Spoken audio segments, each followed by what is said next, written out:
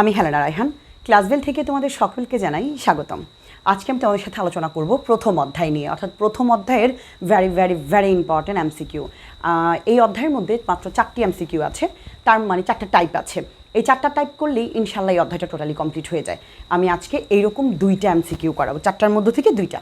এই 2টা এমসিকিউ করলে ইনশাল্লাহ তুমি একটা কমন পাবা, ঠিক আছে? আবারও বলছি, 2টি এমসিকিউ থেকে একটা এমসিকিউ কমন পাবা। তবে হ্যাঁ, এমসিকিউগুলো কীভাবে করবা, ইভেন তুমি চোখের পলকে এমসিকিউ করতে পারবা।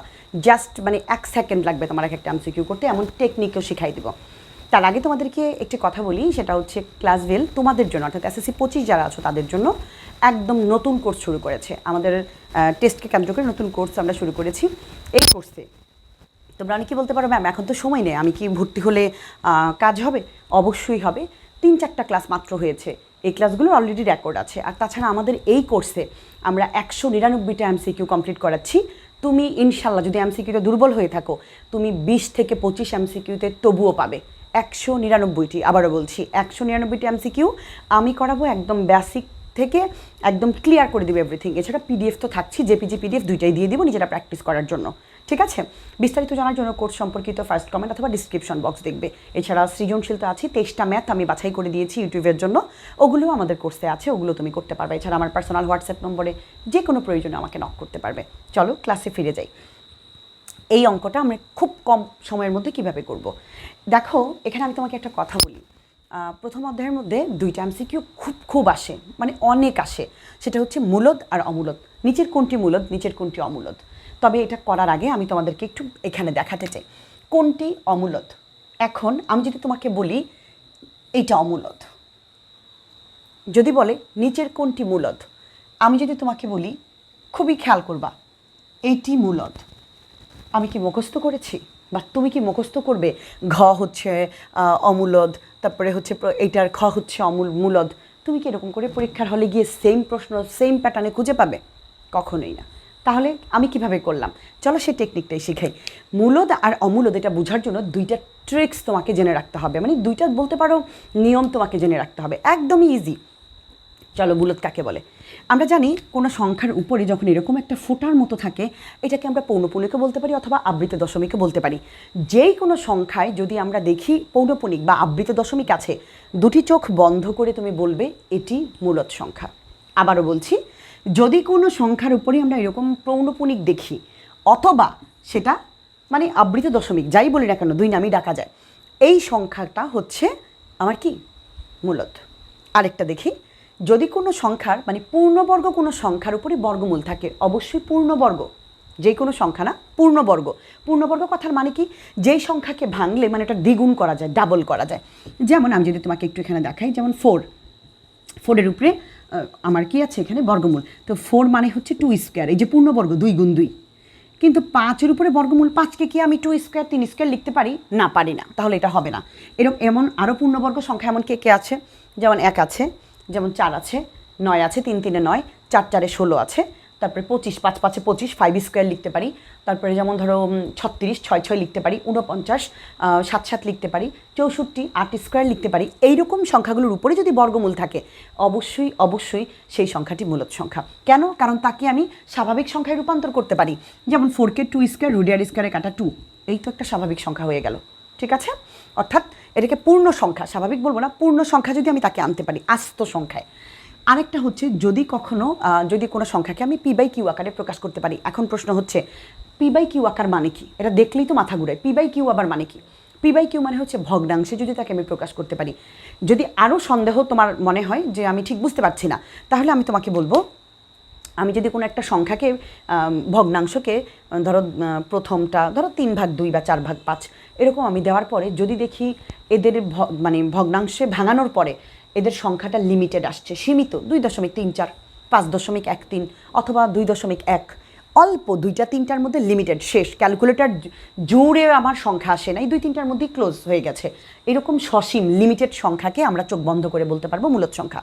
3 নম্বর। 4 নম্বর, এমন সংখ্যা যাদেরকে আমরা ঘন করতে পারি, অর্থাৎ ঘন করা যায় এমন সংখ্যার উপরে ঘনমূল থাকলে, যেমন 8, এটা বর্গমূল কিন্তু এটার উপর এরকম থাকলে এটাকে বলে ঘনমূল, অর্থাৎ কিউব অফ √8, এরকম 8কে কিন্তু আমি 2 কিউব লিখতে পারি, 2 গুণ 2 গুণ 2, তাহলে এই কিউব আর এই কিউবে কাটা গিয়ে সংখ্যাটি হয়ে গেল আমার পূর্ণ সংখ্যা 2।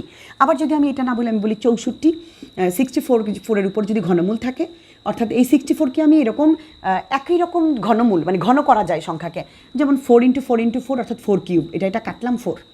আমি কি বোঝাতে পেরেছি? এই রকম সংখ্যাগুলোকে আমরা ধরে ধরে বলতে পারি যে এইটাই হচ্ছে মূলদ সংখ্যা। আবারও বলছি, এই 4টা যদি তুমি জাস্ট মনে রাখতে পারো, এক পলকে তুমি করতে পারবে। চলো, যেমন এখানে আমরা দেখব কোনটি মূলদ, নিচের কোনটি মূলদ, অথবা এখানে বলেছে কোনটি অমূলদ। আচ্ছা, অমূলদ পরে যাচ্ছি আমি আগে মূলদ চিনি। যেমন আমি বলেছিলাম লিমিটেড সংখ্যা যদি হয়, সীমিত সংখ্যা, তাহলে সে মূলদ।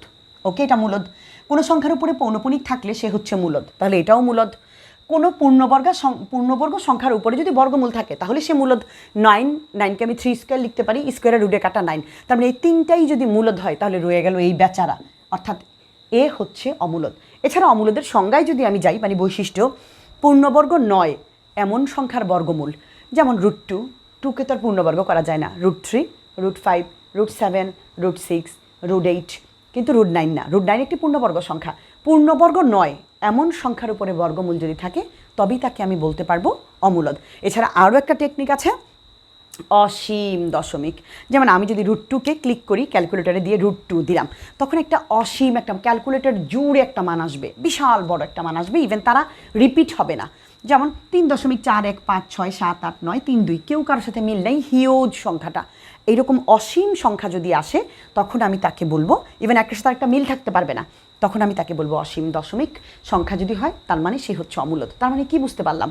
মূলদ হচ্ছে এই 4টা, চোখ বন্ধ করে এই 4টাই হবে, এর বাহিরে হওয়ার কোনোই সুযোগ নেই। যেমন আমি এখন এটা বের করে ফেলেছি, এবার এটা নিচের, তাহলে অমূলদটা খুঁজে পেয়ে গেলাম। এবার নিচের কোনটি মূলদ? √7, এটা একটা অমূলদ সংখ্যা। কেন? কারণ পূর্ণবর্গ নয় এমন সংখ্যার উপরে বর্গমূল। √3, √2 এরা কেউই পূর্ণবর্গ নয়, তাহলে এটা অমূলদ, এটা অমূলদ। এবার এটা 2√3, 2 একটা স্বাভাবিক সংখ্যা, √3 এটাকে তো ভাঙানো যায় না কোনোভাবেই। যদি তোমার সন্দেহ হয় জাস্ট ক্যালকুলেটারে একটা ক্লিক করবে, 2 × √3, যদি তোমার বেশি সন্দেহ হয়, ঠিক আছে? তাহলে এই যে 2√3, ঠিক আছে, এটার মান আমি পেয়ে গেলাম 3.4641011615, হিউজ একটা মান আসছে। সো এটা কখনোই হবে না। তোমার সন্দেহ হলে তুমি এইভাবে ক্যালকুলেটর দিয়ে দেখবে, আর আমি শর্ত তো বললাম, জাস্ট ওইভাবে করে তুমি দেখতে পারো। তাহলে এইটা এখন এই 3জনই যদি চলে যায়, থাকলো এইটা, তাহলে এইটা কীভাবে, এটা আমি যদি তোমাকে একটু ব্যাখ্যা করে দিই। এটা হচ্ছে আমরা একবারে 3-র উপরেও রুট আছে, আবার 12-এর উপরে রুট আছে।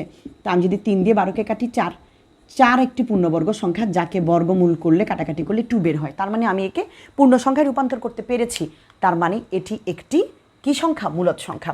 আবার নিচের কোনটি মূলদ সংখ্যা? আমি যদি তোমাকে বলি মূলদ √5, পূর্ণবর্গ নয় এমন সংখ্যার উপরে বর্গমূল, পূর্ণবর্গ নয় এমন সংখ্যার বর্গমূল, এটা অমূলদ, এটা অমূলদ। √7, 7কে তো আর আমি কিউব আকারে প্রকাশ করতে পারি না, এটাও অমূলদ। রয়ে গেল এইটা, আমি একটু আগে দেখিয়েছি 8কে ঘনমূল করা যায়, 2 কিউব লেখা যায়, তার মানে 2 কিউব, ওই কিউবে আর রুটে যদি কেটে দেয় তাহলে 2 থাকে, তার মানে এটাই হচ্ছে একমাত্র মূলদ। শর্তের মধ্যে কিন্তু পড়েছে। আবারও দেখতে পাচ্ছি নিচের কোনটি মূলদ? √11, মানে 11 একটি মৌলিক সংখ্যা যার উপরে বর্গমূল, এটা তো কখনোই হতে পারে না। √7 একটি মৌলিক সংখ্যা যার উপরে বর্গমূল, এটি একটি অমূলদ সংখ্যা। অসীম সংখ্যা, এটিও একটি অমূলদ, অমূলদ, অমূলদ, অমূলদ। রয়ে গেল মূলদ। যদি আমি তোমাকে বলি 729 একটি পূর্ণবর্গ সংখ্যা, আমরা যদি 729কে বর্গমূল করি তাহলে আমরা পাচ্ছি 729, অর্থাৎ 27, তার মানে 27 × 27, 729 একটি পূর্ণবর্গ সংখ্যা যাকে আমি 27 স্কোয়ার লিখতে পারি। 27 স্কোয়ার লেখা মানে হচ্ছে √a স্কোয়ারে কাটলে 27, তার মানে এটিই হচ্ছে মূলদ সংখ্যা। যদি আমি আরেকটা দেখাই, নিচের কোনটি অমূলদ? আমি অমূলদ যদি খুঁজে না পাই, মূলদের শর্ত দিয়েও মূলদগুলিকে বাদ দিলে অমূলদ পেয়ে যাব, ঠিক আছে? যেমন √9 একটি পূর্ণবর্গ সংখ্যা, যেমন এটাকে আমি 3 স্কোয়ার লিখতে পারি, তার মানে পূর্ণ সংখ্যা পেয়ে গেছি, তার মানে এটা মূলদ। আমরা জানি লিমিটেড সংখ্যা, সীমিত সংখ্যা 080, আর নয়, বেশি নেই, এটা একটা মূলদ সংখ্যা। কোনো সংখ্যার উপরে পৌঞ্জ দিয়ে আবৃত দশমিক বা পৌনপুনিক থাকে, সেটিও মূলদ সংখ্যা, তার মানে মূলদ, মূলদ, মূলদ। রয়ে গেল যে √8, যদি সন্দেহ হয় √8 দিয়ে দেখবা, তাছাড়া এমনি তো শর্তের মধ্যে পড়ছে না। আমরা যদি দেখি √8, এই আমরা পেয়ে গেলাম 2.82842712, হিউজ একটা সংখ্যা, তার মানে এটাই হচ্ছে অমূলদ। আমরা যদি এই শর্ত 4টা জানি, আমি যেই কোনো এমসিকিউ চোখের পলকে করতে পারবো, জাস্ট ক্যালকুলেটরও আমার সময় লাগবে, তার থেকেও কম সময় আমার নিজের ব্রেনের লাগবে, ঠিক আছে? আমি চাই তোমরা প্রত্যেকেই ভালো করো। আমি 2-3টা দিয়েছি, আরও 2টা টাইপ আছে, সেগুলো আর এখন দিচ্ছি না বা সময়ের অভাবে, এই 2টাই দিলাম। আমাদের কোর্সে এগুলো একদম 10টা রেকর্ড ক্লাসের মাধ্যমে আমি এই 199টা এমসিকিউ টোটালি কমপ্লিট করেছি। একদম সিরিয়ালি সাজানো আছে, 10টা রেকর্ড ক্লাস, এছাড়া পিডিএফ আর জেপিজি দিয়ে দিয়েছি, নিজেরা যাতে প্র্যাকটিস করতে পারো ক্লাসটা দেখে, তারপরে ইনশাল্লাহ তুমি কমন পাবে। ক্লাস অনেকেই করাই, কোর্স অনেকেই করাই, দিন শেষে তুমি দেখবে তোমার দায়িত্ব কে নিচ্ছে, কোথা থেকে তুমি শিখতে পারছো। ভালো থাকো সবাই, সবার জন্য অনেক অনেক শুভকামনা।